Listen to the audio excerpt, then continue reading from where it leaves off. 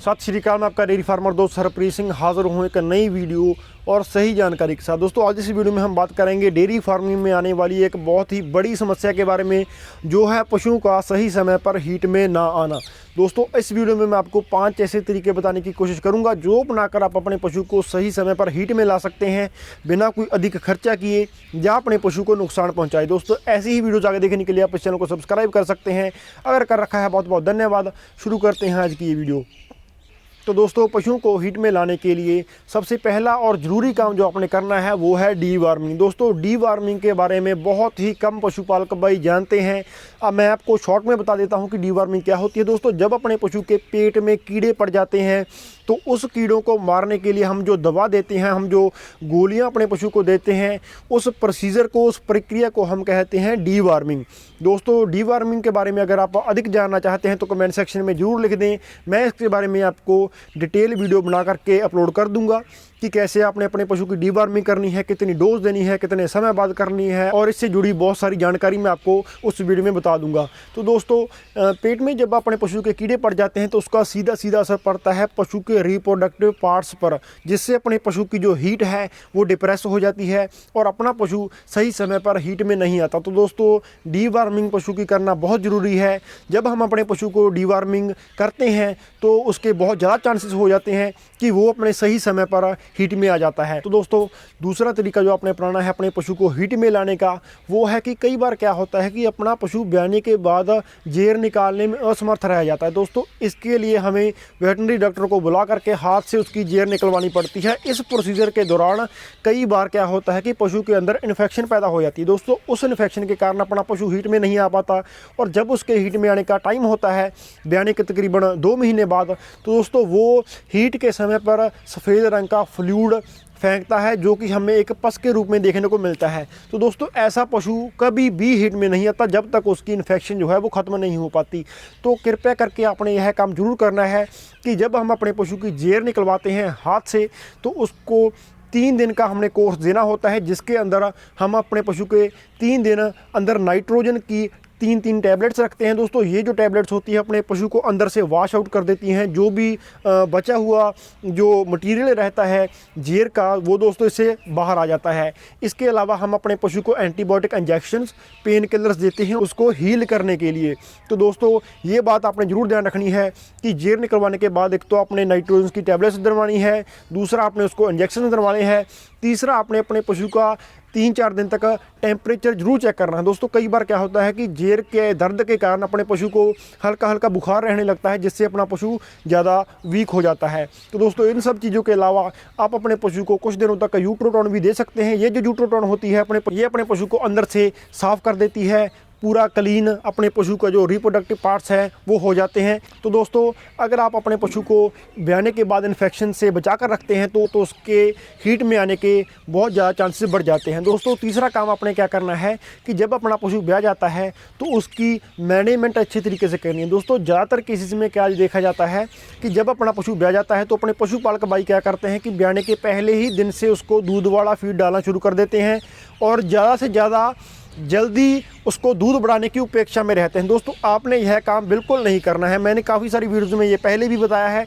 कि जब अपना पशु ब्याह जाता है तो वो 11 से 20 दिन लेता है खुद को हील करने में। उसको जो रिप्रोडक्टिव पार्ट्स हैं वो नॉर्मल पोजीशन में आने में 11 से 20 दिन लेते हैं। तो दोस्तों अगर हम अपने पशु को ब्याने के ठीक बाद ही दूध वाला फीड डालना शुरू करते हैं, उसको दूध बढ़ाने में हम उसको दबाव डालते हैं, तो ऐसे में क्या होता है कि अपने जो पशु के रिप्रोडक्टिव पार्ट्स हैं वो भी डैमेज हो सकते हैं। उसका जो पशु का वेट है वो भी बहुत ज़्यादा तेज़ी से घटता है, जिसके कारण अपना पशु न्यूट्रिशन लेस हो जाता है और हीट में आने में असमर्थ रहता है। तो दोस्तों आपने क्या करना है कि पशु के ब्याने के 10 दिन बाद तक आपने उसको दूध वाला फीड नहीं डालना है।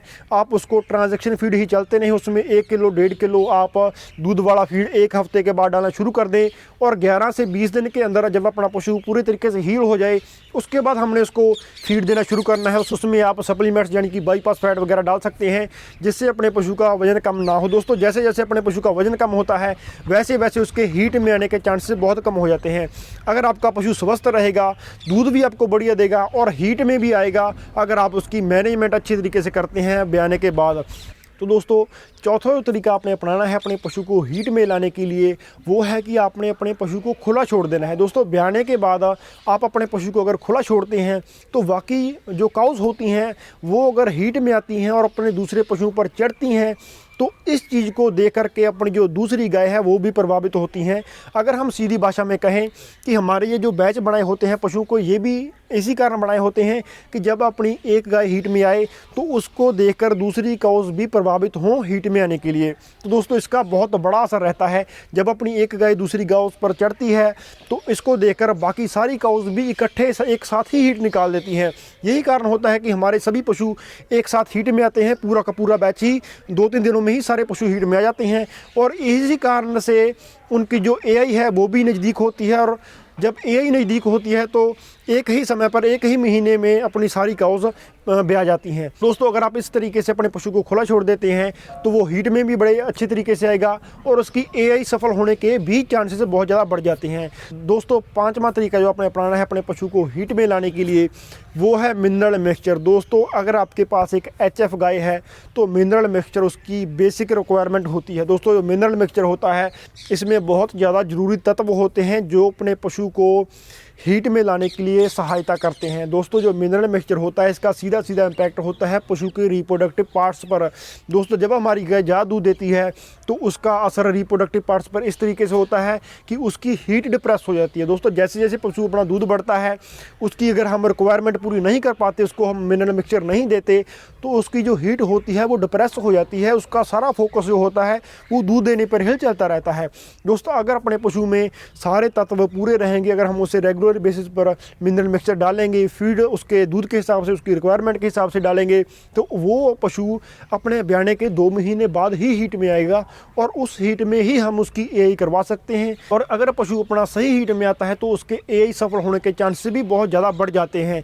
तो पशु के शरीर के तत्व पूरे होने बहुत ज़रूरी है जो कि मिनरल मिक्सचर बहुत ही बढ़िया तरीके से पूरे करता है।